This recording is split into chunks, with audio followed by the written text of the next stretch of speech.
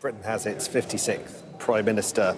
Liz Truss, the longest-serving member of the Cabinet, has succeeded Boris Johnson in a contest that few foresaw just a few months ago. Liz Truss outwitted her political foes and her political friends to assume this job, becoming Prime Minister up in Balmoral in the last few minutes, taking on an in-tray perhaps bigger than any Prime Minister, maybe since Margaret Thatcher, maybe since the Second World War, with conflict and strife abroad and challenges at home as we're at this perilous point with the British economy. Within hours, she has to form a new government that her allies say will mark a radical departure even from the work of Boris Johnson. And then within days, she's got to set out a bold and far-reaching plan that will see her help households all across the country deal with this phenomenal rise in the basic cost of living with the sharp increase in energy bills.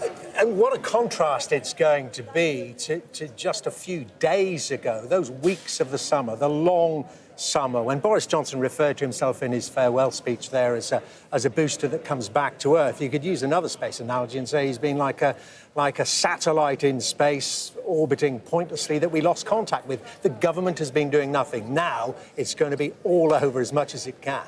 For the last 7 weeks, nobody would deny that effectively the British government has been on hold while the Conservative Party chose a successor to Boris Johnson. But if you were being a bit more honest, Dermot, you would actually say that because of the scandal that has engulfed Boris Johnson's premiership across the final months, there has not been a clean single focus of Prime Minister for the Prime Minister because of the multiple challenges. Remember, we spent months talking about parties. We spent months talking about the conduct of Boris Johnson and those around him.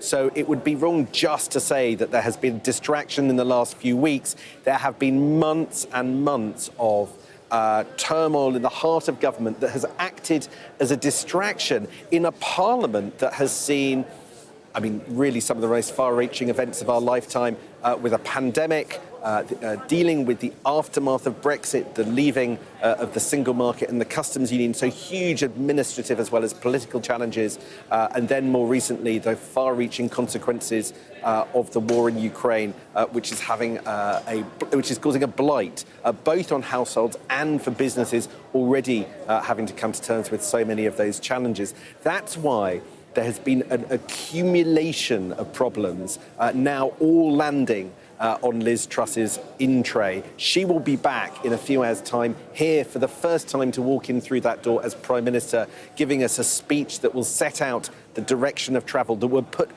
finding growth, getting rid of that anemic economic improvement that she thinks has been at the root of British problems for the last 20 years.